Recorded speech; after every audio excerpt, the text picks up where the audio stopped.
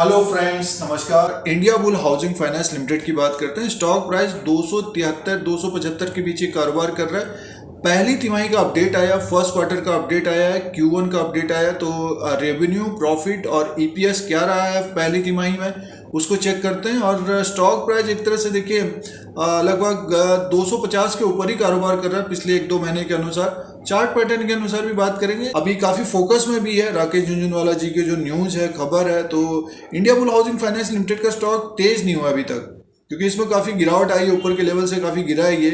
और अब जो है 273 250 के आसपास कारोबार कर रहा है। तो नंबर्स को देख लेते हैं, वो बहुत इंपॉर्टेंट होता है। अगर कोई ऊपर के लेवल पे ट्रैप हुए हैं या नीचे से कोई किसी ने लिया है, थोड़ा सा वॉलेटाइल स्टॉक भी है ये। तो नंबर्स को देखते हैं, इसी के अनुसार एनालिसिस और विश्लेषण करेंगे, चार्ट पैटर्न के अनुसार भी बात करेंगे दोस्तों। फर्स्ट क्वार्टर के नंबर्स को देखते हैं, पहली तिमाही के नंबर्स को देखते हैं और रीड करते हैं। देखिए, टोटल इनकम की बात करते हैं सीधे से। और 30 जून 2021 में टोटल इनकम 2325 करोड़ का हुआ है, 2325 करोड़। और पिछली बार था देखिए 30/6/2020, पिछले साल, एक साल पहले 2578 करोड़ का हुआ था। और 31/3/2021 में देखिए 2421 करोड़। तो अब की बार टोटल इनकम जो हुआ है कम हुआ है दोस्तों, पिछले साल के अनुसार भी कम है और क्वार्टर टू क्वार्टर के हिसाब से भी कम है। तो पहली तिमाही का जो टोटल इनकम है कम है। और एक्सपेंसेस की बात कर लेते हैं, उसी के अनुसार प्रॉफिट भी आ जाएगा। देखिए, टोटल एक्सपेंसेस की बात करते हैं। देखिए, ये एक्सपेंसेस का कॉलम इन्होंने सारा कुछ दिया है। टोटल एक्सपेंसेस को देखते हैं तो 1956 करोड़ का टोटल एक्सपेंसेस है, और पिछली बार 2223 करोड़, और Q4 में 2065 करोड़। तो इसको अगर हम माइनस करके देखते हैं, 2325 करोड़ टोटल इनकम था और एक्सपेंसेस है 1956 करोड़। और प्रॉफिट बिफोर टैक्स की बात करते हैं तो 369 करोड़ का हुआ है। और आगे की तरफ चलते हैं, टोटल प्रॉफिट एंड लॉस की बात कर लेते हैं। प्रॉफिट फॉर द पीरियड में देखते हैं तो 281 करोड़ का प्रॉफिट है अब की बार, पहली तिमाही में, फर्स्ट क्वार्टर में। पिछली बार 272 करोड़ का था। और देखिए, ये 276 Q4 में 276 करोड़।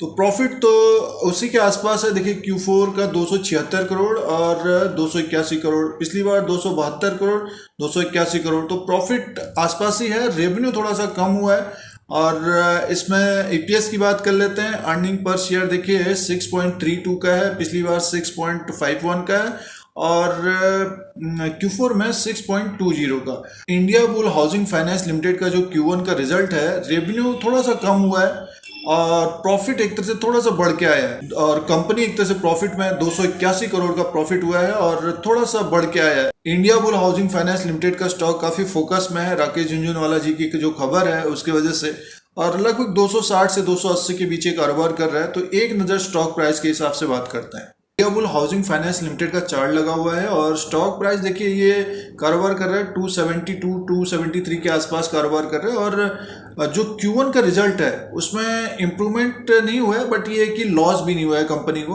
और स्टॉक प्राइस देखिए इसमें ज़्यादा मूव नहीं आया है, 270 तक पे पहुंचा है, बहुत ऊपर के लेवल से गिरा है। अब देखिए, जो रैली स्टार्ट हुई थी इसकी, ये स्टार्ट हुई थी 191 180 के आसपास से, ये ऊपर की तरफ गया। और 12/5/2021 में, मई के महीने में, ये लगभग 180 170 के आसपास कारोबार कर रहा था। तो अप ट्रेंड में स्टॉक दोस्तों, अगर देखिए 250 और 300 के बीच कुछ समय अगर ये बिताता है, क्योंकि काफ़ी इसमें वॉलेटाइल होता है, काफ़ी गिरावट आ जाती है इसमें और तेज़ी से बढ़ भी जाता है। बट अगर इसके बीच में कुछ समय बिताता है, और ये देखिए पिछले, अगर हम देखें तो 1-2 महीने के अनुसार देखें तो लगभग 250, और इसने हाई किया है 297 298 तक का। और ये जो हाई किया था दोस्तों, ये किया है 16/6/2021, यानी मैं 1.5-2 महीने पहले ऊपर की तरफ था ये, वहाँ से गिरावट है। जिनके पास लोअर लेवल से है, जिनके 170 180 के आसपास है, तो स्टॉप लॉस अगर लगाना चाहते हैं 255 250 का होना चाहिए।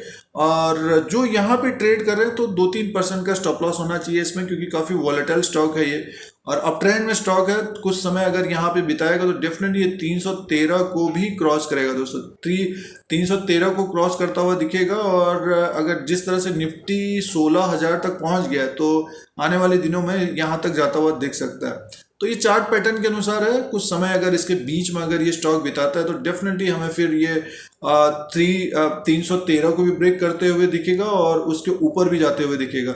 India bull housing finance limited का स्टॉक अभी बढ़ा नहीं है, जिस तरह से ये ऊपर के लेवल से गिरा है। कंपनी जो है लगातार प्रॉफिट दिखा रही है, प्रॉफिट शो कर रही है, रेवेन्यू आने वाले दिनों में बढ़ता है और फाइनेंशियल स्टॉक्स में थोड़ी सी तेजी आती है तो इंडिया बुल हाउसिंग फाइनेंस फिर 300 के ऊपर भी कारोबार करता हुआ दिख सकता है। और जो ऊपर के लेवल पे ट्रैप है, बहुत सारे लोग ऊपर के लेवल पे ट्रैप हुए हैं क्योंकि खबरें काफ़ी आ गई थी इसमें, तो होल्ड करना चाहिए अभी। और किसी के पोर्टफोलियो में है उनको भी होल्ड करना चाहिए दोस्तों।